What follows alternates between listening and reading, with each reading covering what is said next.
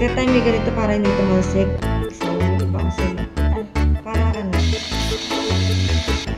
Ayun siya, ganun. Minsan lang siya nag-midline. So, ngayon, inaayos na siya. Saka natin siya ilalagay dito. Kasi sobrang sakit niya. And alam natin na pag masakit, gumagalaw talaga siya. And yung sakit niya, guys, umaabot dito.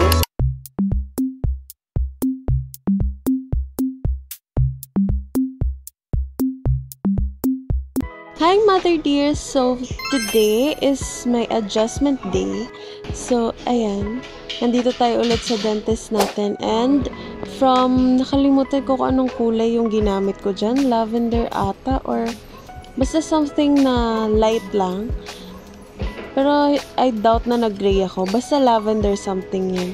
And, papalitan natin siya ng dark pink. Barbie pink. Like, hindi tayo magpa-pastel, hindi tayo magla-light pink. Walang light color for today's video. Magda-dark tayo matte. Kasi nga, ayan, magta-try tayo ng iba-ibang colors kasi malapit nang matapos yung braces natin. So, ayan, samahan mo lang ako, Mother Dear, sa aking adjustment day. Ayun lang naman. So, as you can see, pinapalitan yung bands. Kasi nga, papalitan ng color. And ganun talaga, nagpapalit talaga ng ganyan every month. Kasi for hygiene purposes. Wow! And also, pinalitan din yung wire. Alam ko, mas kinapalan yung wire na dinikit sa akin. Kasi kailangan. Ayun, mag-ASMR muna tayo.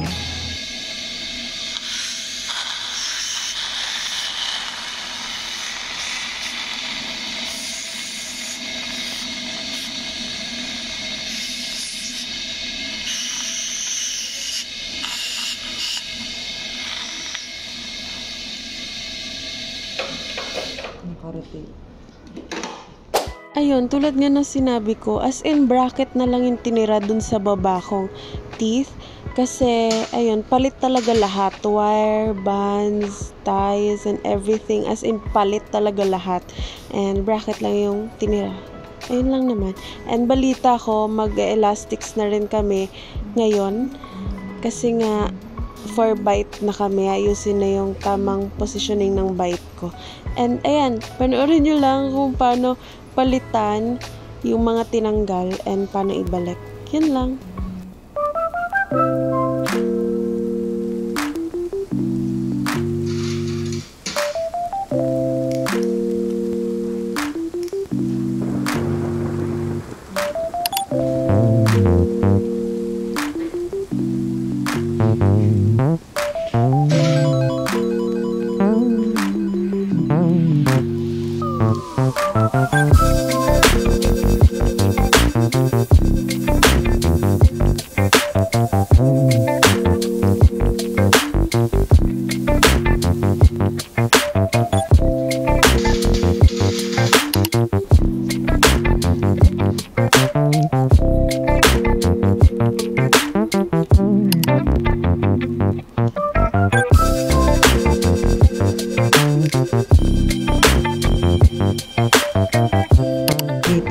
Dadagdag tayo. Pumasok yung molar. Gasto ko na naman.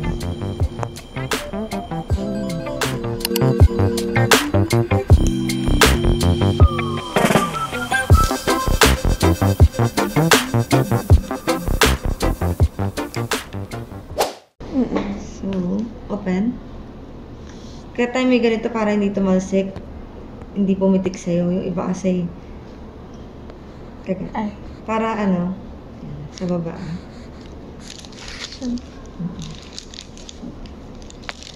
Kasi pag kinamay mo siya, mamaya pag napitawan mo, pipitik siya.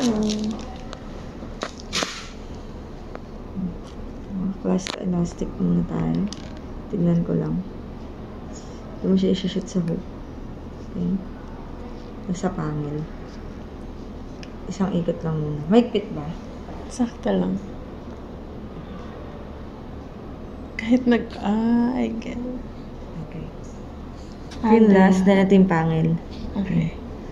So, bale, 4 ng ngipin sa harap, yung next. Okay. Tapos yung pinaka-last dun sa...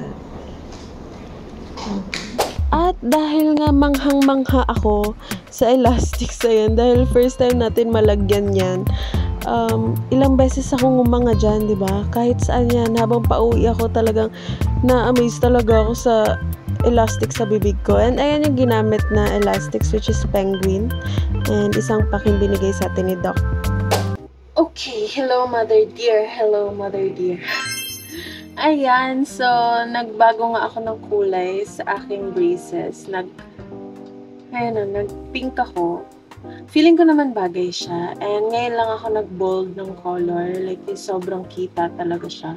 Kaya nung nagpunta ako ng Avon, kanina, sinabihan ako ni Tita Rosita na, hala, nag-brace ka na. Although matagal na ako nagbe-brace, ngayon lang nila kainaan kasi kitang-kita talaga siya. Like, halatang-halata yung kulay. And litaw na litaw siya. So ngayon, dahil nga, ayun nga, katulad ng nakita mo kanina, mother dear, tayo binigyan ni Doc ng elastics. Penguin siya. And ang size niya is 4.5. Ay, hindi. Ito pala yung size. Sorry. Ayan, 5/16 something inches. Ganito lang siya kaliit. Binigyan din ako ng ito ay pang scoop. Wow. Para ayan, para mas mabilis siyang ayan siya. Ganyan lang siya kaliit. And ganyan lang siya.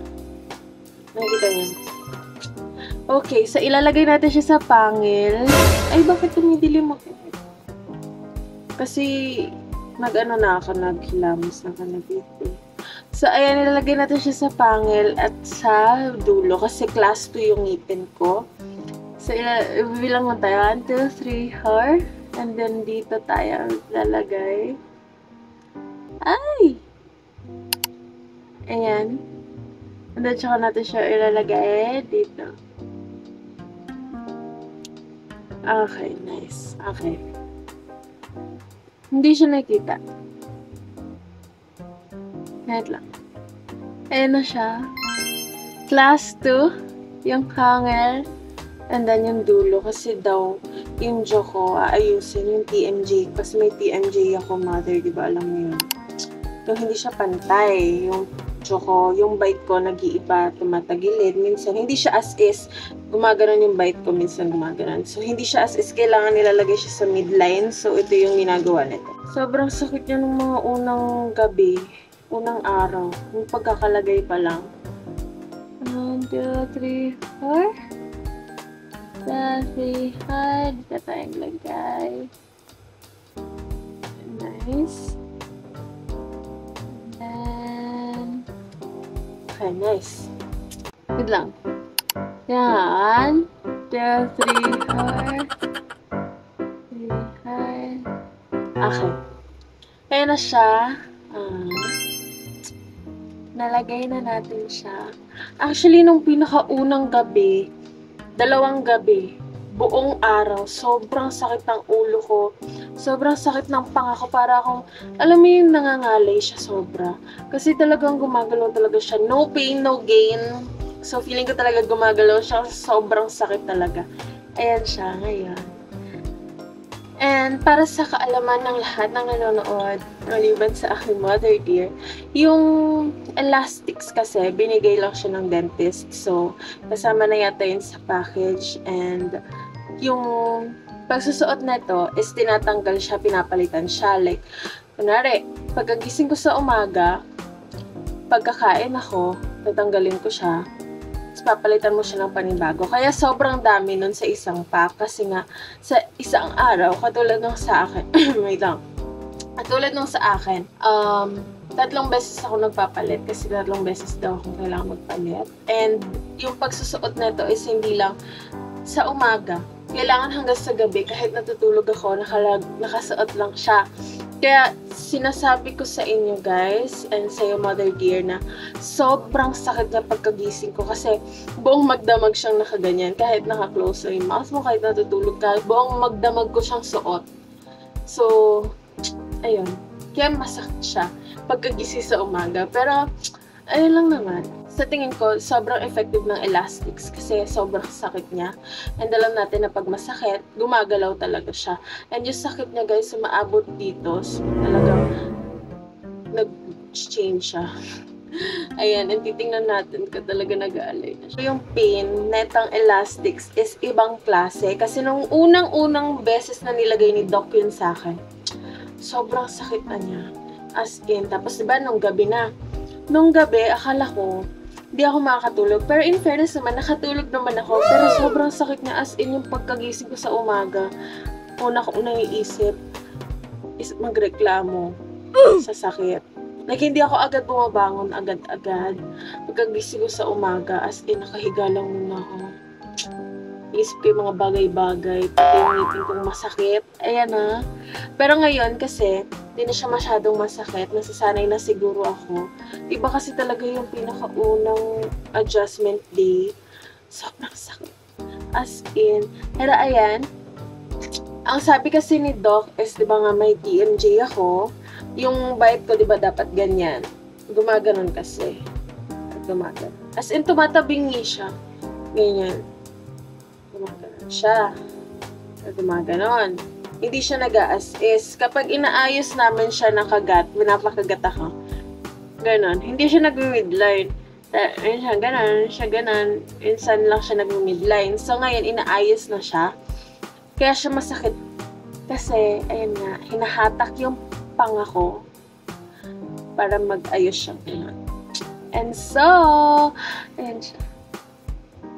Pero ang pinaka-enjoy gawin is, nilalaro ko lagi yung elastics ko. Ilang naman, over ilan ang sakit neto. Ang rate niya sa akin ay 9/10. Ay, hindi. 9.5/10. Para siyang nag-day 1 ka ng braces, pero abot yung sakit hanggang dito. Yan, matututo kang magmasahe ng dito mo, na parang dito din, ganyan, dito. Hindi mo kasi siya maintindihan as in.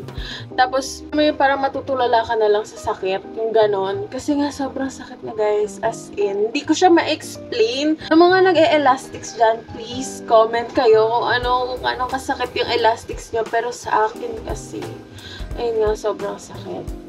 Pero yun, Mother Dear, nag-pink tayo dahil birth month natin. And sabi ko, why not i-try natin. Mag-try na tayo ng mga kung ano-anong bagay. Kasi malapit na rin tayong matapos sa aking braces. And one more thing is, inaano na talaga ako ni Doc na mag-surgery ako. Kailangan ko daw talaga dahil dito. Nakikita mo yan. Yan. Alam ko naman, alam mo na yun. Pero, natanggalin daw kasi talaga yan. Yan, o. Kasi, dahil dito, pag tinanggal tong braces, possible na mag-open siya ulit. So, kailangan tanggalin. Pero, pinag-iisipan ko pa siya. Kasi, maliban sa natatakot ako, wala akong kasama. Ayun. Wala lang. Ewan ko, parang hindi ko kakayanin na ako lang mag-isa. And also, natatakot ako talaga. Baka may side effects or whatsoever. Kasi hindi naman siya totally surgery na kailangan ko talaga na for health. And as much as possible, ayoko talaga. Pero, let's see kung anong kailangan ko talagang gawin. Tingnan natin kung ano yung ibigay sa atin ng panahon. Pero ayan, ang ating elastics. Merong mga ibang shape neto ng paglagay, pero yung sa akin kasi class 2, so nakaganyan. Meron ding nakaganon, meron ding triangle, meron ding ganon, meron square, pero ayan, ganyan siya. And ganon lang siya kadaling ilagay, kasi meron handler, pero meron kasing pwede rin siyang kamayin. Pero nung tinry ko siyang kamayin, Mother Dear, pagkalagay ko ganun, pumitik siya para ako nag-Angry Bird. So, lumipad yung elastic. So, sabi ko, hindi siya carrying, kamayin ko lang. So, ginagamitan ko talaga na yung pang-hook. So, ayun lang naman. Yun ang ating pink braces. And, ayun lang. See you in my next vlog. So, ito yung, kumbaga, proof na talagang sobrang sakit niya pagkagising sa umaga. As in, matutulala ka talaga, be. Ayan. O, diba? Yan, banda. Yan, hinahawakan ko. Yan yung masakit, guys. And super kirot niya pagkagising sa umaga kasi nga, ayun nga, naka-close yung mouth mo and matagal siyang naka-elastic. Basta yun, iba talagang klaseng level. Kapag tuwing umaga, siguro 15/10 yung rating. Pero ayun lang naman for today's video and hope to see you guys and you, mother dear, on my next vlog. Mwah!